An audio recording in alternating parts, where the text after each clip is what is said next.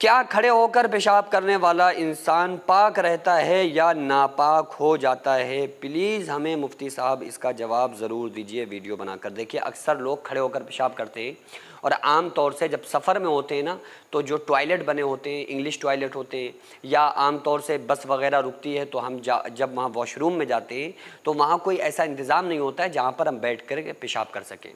تو وہاں پہ کھڑے ہو کر ہی پیشاب کرنے کا آپشن ہوتا ہے۔ تو عام طور سے لوگ کھڑے ہو کر ہی پیشاب کر لیتے ہیں۔ تو کھڑے ہو کر اگر کوئی بندہ پیشاب کر رہا ہے تو اس سے وہ پاک رہے گا یا وہ ناپاک ہو جائے گا، یا اس کا صحیح مسئلہ کیا ہے میں آپ لوگوں کے سامنے بیان کر دیتا ہوں۔ دیکھیے آقا علیہ الصلوۃ والسلام کی احادیث سے جو چیز ثابت ہے وہ یہ ہے کہ بیٹھ کر پیشاب کرنا سنت ہے، اور یہ کھڑے ہو کر پیشاب کرنے سے بچنے کا حکم حدیث پاک میں دیا گیا ہے۔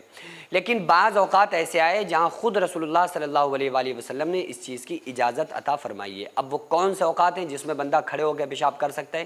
اور کس کنڈیشن میں وہ بندہ پاک رہے گا اور کس کنڈیشن میں وہ بندہ ناپاک ہو جائے گا؟ اگر آپ کسی ایسی زمین پر، ایسی جگہ پر کھڑے ہو کر پیشاب کر رہے ہیں جہاں پر فرش ہے، جہاں پر پتھر بچھا ہوا ہے، اور وہ پیشاب کی چھینٹیں آپ کے کپڑوں پر آ سکتی ہیں، تو اس کنڈیشن میں اس جگہ پر کھڑے ہو کر پیشاب کرنے سے آپ کے کپڑے ناپاک ہو جائیں گے۔ کب ناپاک ہوں گے؟ جب وہ چھینٹیں آپ کے کپڑوں کے اوپر آ جائیں، یعنی کہ وہ کھڑے ہو کے پیشاب کرنے کی وجہ سے آپ ناپاک نہیں ہوں گے، بلکہ جو پیشاب کی چھینٹیں آپ کے کپڑوں پر آئیں گی ان چھینٹوں کی وجہ سے آپ کے کپڑے برباد ہو جائیں گے، ان کپڑوں کا دھونا پھر آپ کے اوپر لازم ہے۔ لیکن آپ کسی ایسی جگہ پر کھڑے ہو کر پیشاب کر رہے ہیں جہاں پر آپ کے جو پیشاب کی چھینٹیں آپ کے کپڑوں کے اوپر نہیں آئیں گی، اور وہ پیشاب دور چلا جائے گا اور آپ کے کپڑوں کے اوپر وہ چھینٹیں نہیں آئیں گی، تو اس طرح سے پیشاب کھڑے ہو کر کرنے کی اسلام اجازت دیتا ہے۔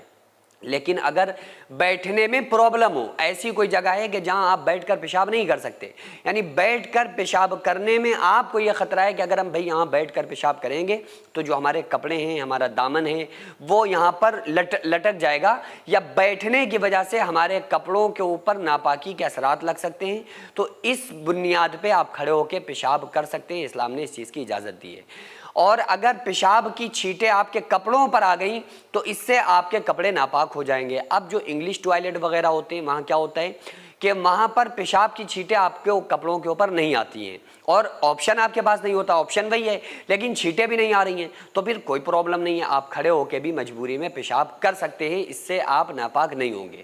اچھا، اگر کسی کے کپڑوں میں پیشاب کی چھینٹیں آ گئیں کھڑے ہو کے کرنے سے، یا بیٹھ کر بھی کوئی بندہ کر رہا تھا اور اچانک پیشاب کی چھینٹیں کپڑوں پر آ گئیں، تو اس کے اوپر کیا حکم ہوگا؟ کیا اس کو نہانا اس کے لیے ضروری ہے؟ تو اس کے اوپر نہانا فرض نہیں ہوگا۔ نہانا فرض جن وجوہات سے ہوتا ہے وہ وجوہات الگ ہیں۔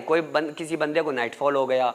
ہسبینڈ اور وائف آپس میں ملاقات کرنے کے بعد، یا کسی بندے کوئی سو رہا تھا اس کو غلط خواب آئی نائٹ فال ہونے کی وجہ سے، تو ان کنڈیشنز میں بندے کے اوپر غسل فرض ہوگا۔ لیکن اگر پیشاب کی چھینٹیں کپڑوں کے اوپر آ گئیں، یا کسی بچے نے پیشاب کر دیا اور وہ پیشاب کپڑوں کے اوپر آ گیا، تو اس کنڈیشن میں غسل انسان کے اوپر فرض نہیں ہوگا۔ اس کا کیا طریقہ ہوگا کہ جس جگہ پر پیشاب لگا ہوا ہے اس جگہ کو دھو لیں،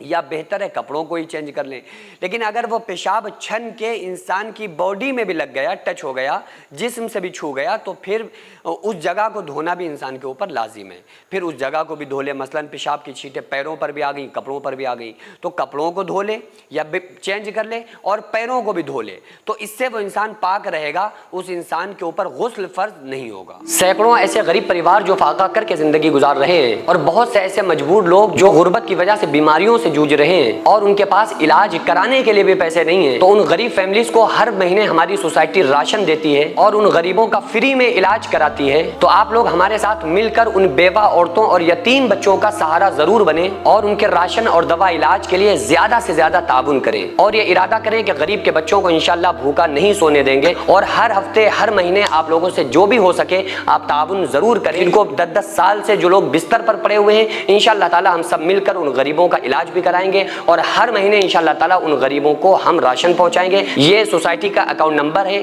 اور یہ اسکینر ہے، آپ لوگ اس اکاؤنٹ پر یا اس اسکینر کے ذریعے آپ غریب فیملیز کی ہیلپ کر سکتے ہیں۔